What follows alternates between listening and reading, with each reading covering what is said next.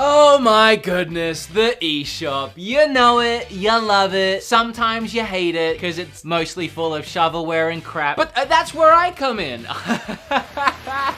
I dive and scour through that eShop on a daily basis, and I wait, I sit, and I watch. When I find 10 games that aren't only good, but great. You guys know how this works by now. Like, subscribe, all that good stuff. I won't keep you waiting. Just get into it.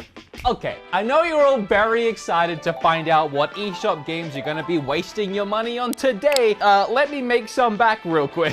Hey, you know, for the most part, we should all be staying inside as much as possible, right? So yeah, sure, sit on your butt and watch those movies, TV shows, and play some games like I've been, but also seriously consider taking this time to better yourself and learn some new skills. Come out of isolation stronger, better, harder, faster, smarter, and better than before by using Skillshare. Skillshare is an online learning community with thousands of inspiring classes for creative and curious people. Even if you're unsure what it is you want to do next, Skillshare can help you create some small short-term goals, and fulfilling those always gives me a motivational sense of accomplishment. There's drawing, writing, and journaling classes, or video production and graphic design, or learn a new language or a new instrument. There's even classes on how to create a successful YouTube channel. Skillshare is less than $10 a month. I use it all the time. So whether you're looking to break some boredom, calm your mind, or just learn something new, the first 1,000 of my subscribers to click the link in the description instantly get a 2-month free trial of a premium membership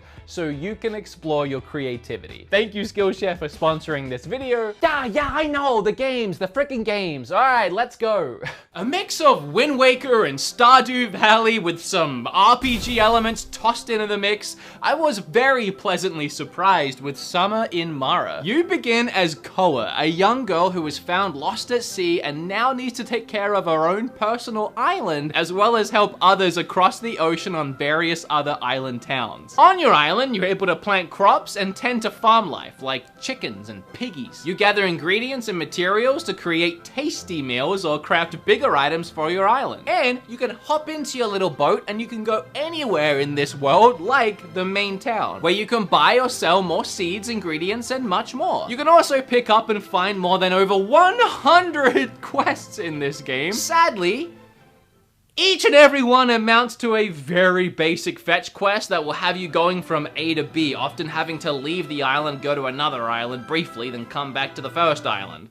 And annoyingly, you have to complete a lot of these to advance in the main story. There is a lot of fun elements here, but the fetch quests get really old pretty quick. On your island, while you don't have as much freedom to create or plant things wherever you want, like in games like Stardew Valley, it's still fun building up your island, even if you know your island will pretty much look like everyone else's. Summer in Mara doesn't dive deep into any of its many mechanics. What you see here is pretty much what you get. But for $25, I was surprised at how many hours of gameplay I squeezed out of this charming adventure. The jump mechanic is hilarious though. This chick has like spring-loaded calves. I don't know why she jumps like 7 feet in the air.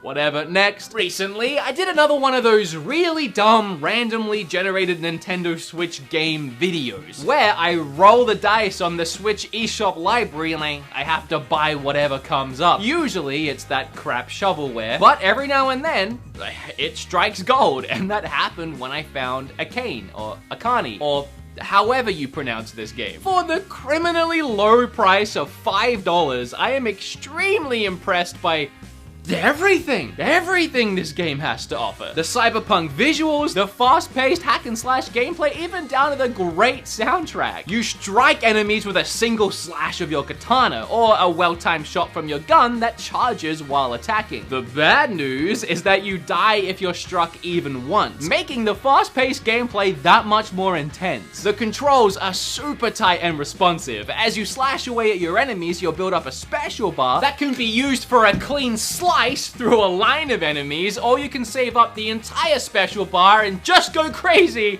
and kill everything on the screen. It's extremely satisfying. I shouldn't hold a sword like this. Luckily, this one's fake. Once you hit 100 brutal murders, you'll hit the boss battle. This is equally intense, as the one-hit death rule is still in play, leading to some intense parry-off action until someone slips up. And that's the game. It's short, sweet, and super cool. I really hope they expand on this idea in the future and give us more than just one stage, but as I said, for $5, it's a steal. It's Bug.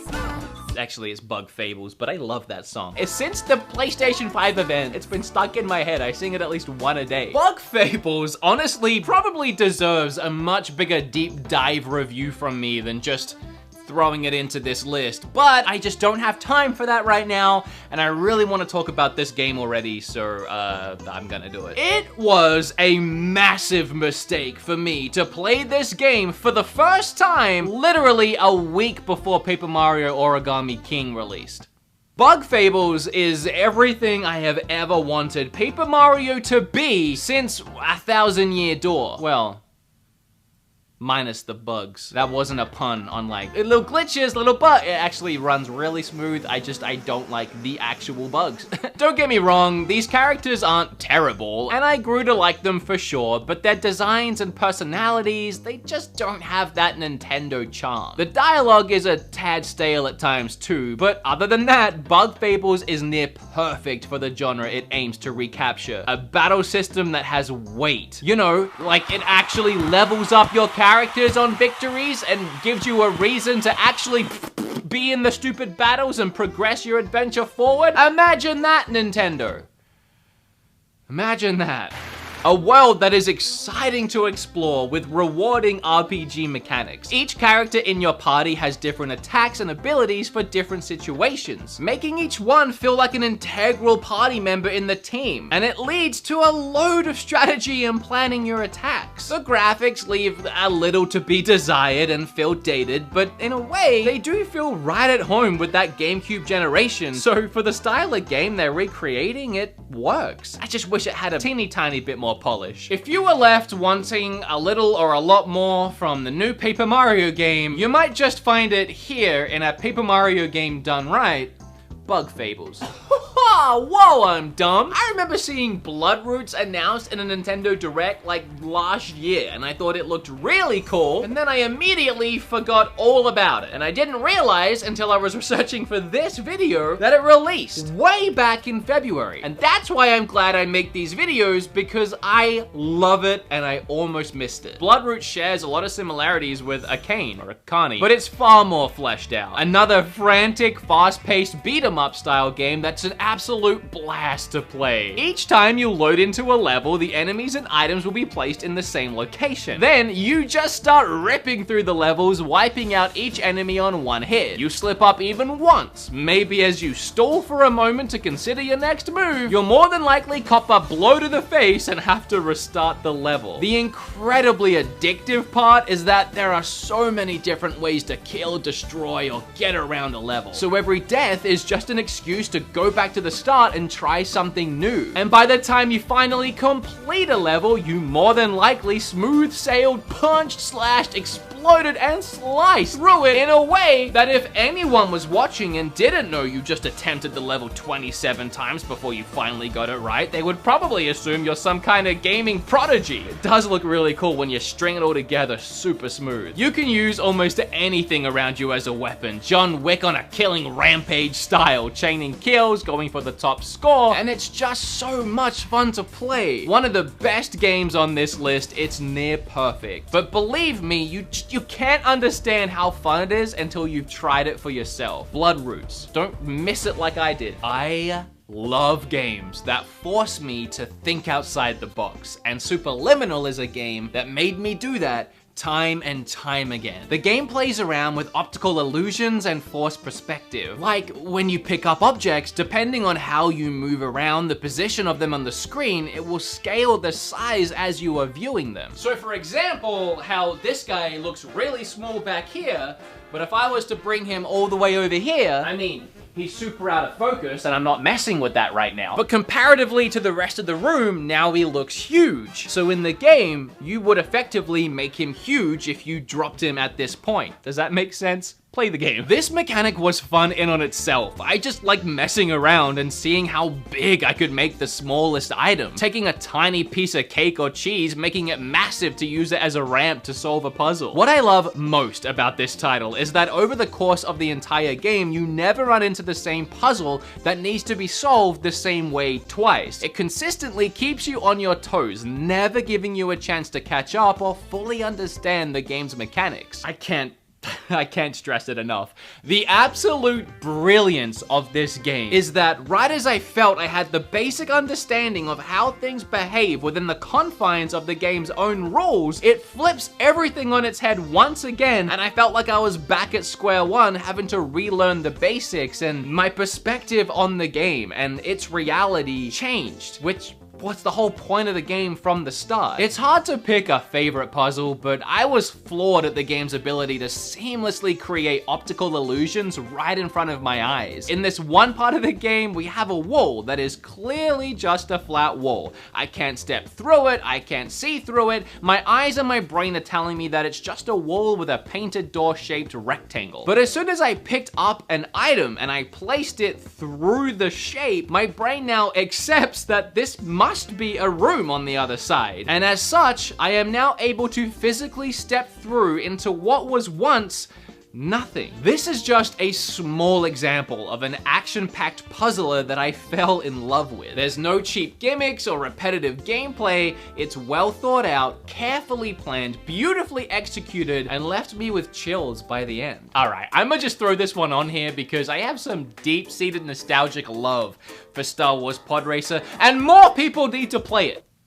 So here we go. In HD, Star Wars Racer looks both fantastic and horribly dated at the same time, which I love. The amount of content in this game has always impressed me. It has 23 freaking weirdo alien races to play as, each with their own pod racer, with individual advantages and disadvantages. There's 25 different tracks to race on over 4 circuits and 8 planets. There's also mirror and reverse modes for the tracks, which adds even more replayability. And as you win, you earn credits that you can spend in Watto's store to upgrade your pod racer in different ways, from top speed to cooling and traction. The game is just fast, frantic, with fun racing gameplay and visuals that have honestly aged like milk. This is a game purely for us nostalgic seekers, and I love it. For a spin-off Star Wars, it really wasn't bad. Oh, there are some good ones on this list today, and Crosscode, which is still loading. Actually kind of ironic considering the context of the game. But Crosscode is just another fantastic one on the list. The depth to this game is incredible, and I love the story too. It's set in a fictional MMO of a distant future called Crossworlds. You play as Leah, a girl who has lost her memory of everything, including how to speak, which you slowly have to relearn words and phrases to talk to the other players and NPCs around the world. But as you progress through the game, a deep mystery surrounding Crossworlds begins to unravel as you come to understand why a mute player is stuck inside this game in the first place. There are 2 main gameplay elements here, the real-time action combat and the Zelda-esque puzzle-filled dungeons that will reward you with a great variety of weapons, upgrades, and abilities. The combat is extremely varied, with massive branching skill trees that feature many different abilities and bonuses. To start, you have a disc that you can throw in rapid fire. You can also charge it up to bounce the shot off walls, which is also heavily used in the puzzle solving. There's your basic slash attack as well, and as you progress, you will unlock the ability to shift between elements, like being able to power up your attacks with fire. This also unlocks new skill trees for those modes, and those come with their own devastating special abilities. Initially, I found the game to be really difficult, and it doesn't help that both in the game and the story, you start as a level 1 scrub. But the moment I realized that every battle is always about utilizing the enemy's weaknesses, the game became a lot easier. Just wailing on an enemy's face will always take 10 times longer and often result in death. But if you switch up your tactic and target their weak point to break their guard, you can deal massive damage. That's a lot of damage! The game is so large in scope, about 65 hours in fact, if you complete every side quest possible, that I don't have enough time to talk about everything I love. You know, like the 30 different epic boss battles, the music, the art style, the characters, more of the story I couldn't even talk about, the fact that you know what? Just go play it. It's really good. The story of Bloodstained, Curse of the Moon, and now its incredible sequel, Curse of the Moon 2, is an interesting one that I'll probably get wrong, but bear with me here. So Bloodstained Ritual of the Night, a Castlevania spiritual successor game that I believe I reviewed in the past, was kickstarted, and one of the stretch goals on the campaign was that they would create a shorter, retro-styled Castlevania-inspired game. Of course, the goal was hit, and Curse of the Moon ended up being just as fun as the main game that was being funded. Cut to 2 years later, and that stretch goal game even got a sequel, and I love it. Also, apparently, like 60% of its sales were on the Switch, so that's cool. I always wanted to play old school Castlevanias, but the difficulty always got the better of me. Curse of the Moon isn't that much easier, but the option of switching between characters on the fly for various situations not only helps me gain the advantage, but it's also really fun. The sprite work is gorgeous, the level designs are flawless, and the soundtrack is just as cool as ever. If you loved the first game, or any retro Castlevania, I can guarantee you'll love this one. Oh, I'm having a great time. What a fun time I'm having making this video. So if you don't mind me, I'm just gonna go ahead and carry on. It's the name of the... Carrion is the next game. Y'all know me. I don't get down with horror games because I'm just a big old baby trapped inside a man-child's meat sack. But apparently Carrion is referred to as a reverse horror game, so yeah, I'm much more down with that. In Carrion, you control a tentacled monster whose objective is to stalk and kill humans in its path. Oh, I can do that. First up, I gotta say, even though I am this disgusting looking monstrosity, it still freaks me out watching my legs spray onto surfaces as I propel my grotesque body forward. The gameplay is very much Metroidvania-esque. You will explore areas, finding upgrades, solving puzzles, and unlocking doors. Now, while many humans are easy to grab for a quick munch crunch, there are many stronger ones you'll have to outsmart using stealth, quick thinking, and the abilities you've acquired along the way, which leads to some interesting strategies. Also, the more humans you gobble up, the bigger your bright red stringy body mass becomes, so